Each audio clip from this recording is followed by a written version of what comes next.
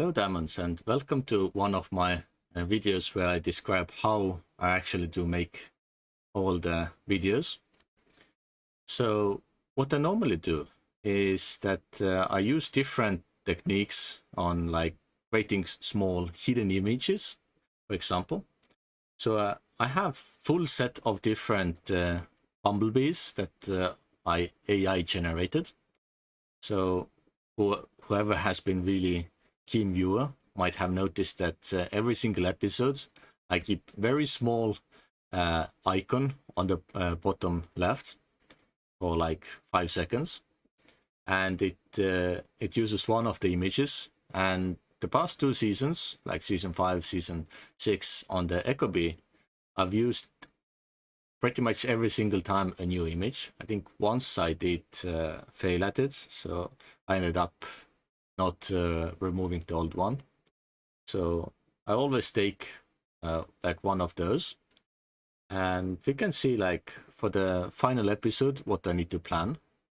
I want to use one of those as well. So what could be good for the final? It needs to be something more powerful. So let's see. You can use this. Actually, this one is quite cute. So I should maybe keep everything a bit bigger for everyone. But I often forget it's already zoomed into the max, as I have quite big screen. But yeah, if I open it up, it's just one of the robot style bumblebees standing in water. And we can make it into one of those icons. So I'll quickly open it up in GIMP. It's one of the image processing software I always use.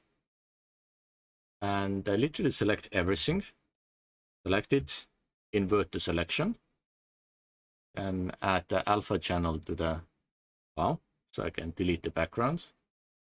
And then whenever I do the exports, I can do like, let's say season 6, episode 15, which is the final episode, so I can nicely prepare for it. And save it. I don't do anything else, just default settings. And for all the season images themselves, I keep the file. So it makes definitely easier. So if I put 15 there, I can also add like finale parts. Of course, I think should be on top. And we can just move it to the place where we use for this season. So yeah, every season I do slightly different layouts, and I will keep the same layout throughout the season. And whatever I have made, I just add the new layer. Like for example, if I hide the current background, you can see the previous season's background. Yeah, I play around with those a lot, and it's good to keep like some type of template. And like we also had the small riots. I just called it that, and I just kept the image even though it's not the best quality. So it was also made with AI. So I used Stable Diffusion on my computer. It's quite good way to make all the stuff. And yeah, so this way I make the image. Then I can save it and export it as an episode as well.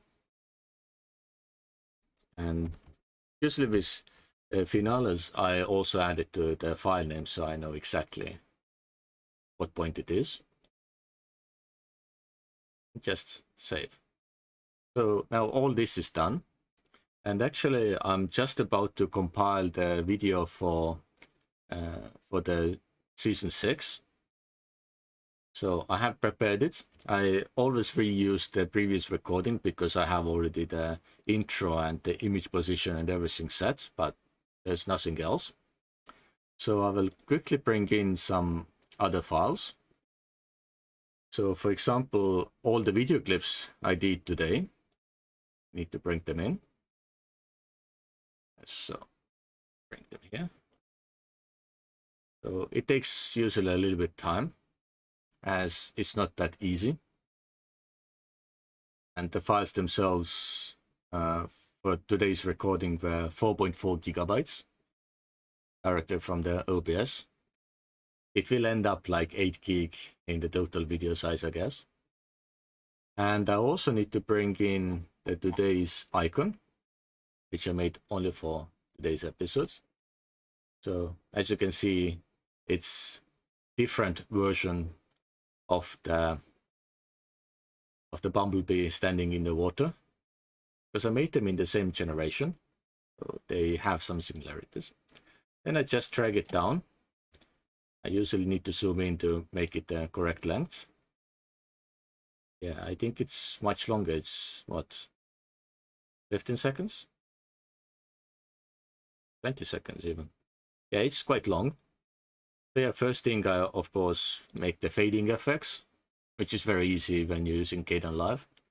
So yeah, in Linux it's a bit difficult to use some so-called professional software, so I'm really used to it. And yeah, as you can see, then initially it puts it like the full screen, which isn't really the option for us.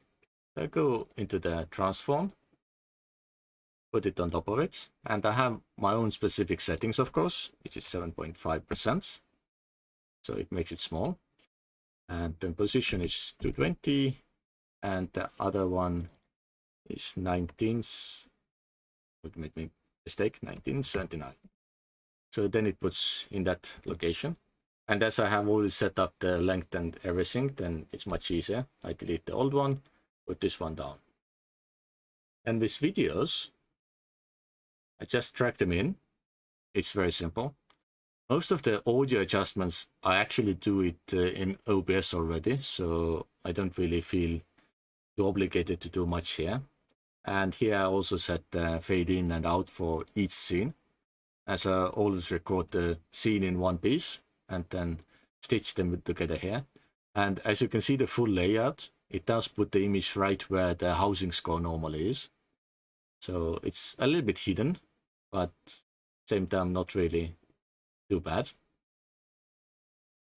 And yeah, so I just pull in all the different clips. Yeah, it does notify me that I don't really have the empty space for all the channels, as the audio from game and my microphone is on separate layer, just in case I need to adjust any volumes. Like in previous seasons, I did need to adjust my own voice a little bit, because it was way too loud, and then it was a bit too quiet. So yeah, it's very difficult to set it in properly. So I've done like different tests to make it more like what other YouTubers have made. So I don't say it's perfect, but it's okay.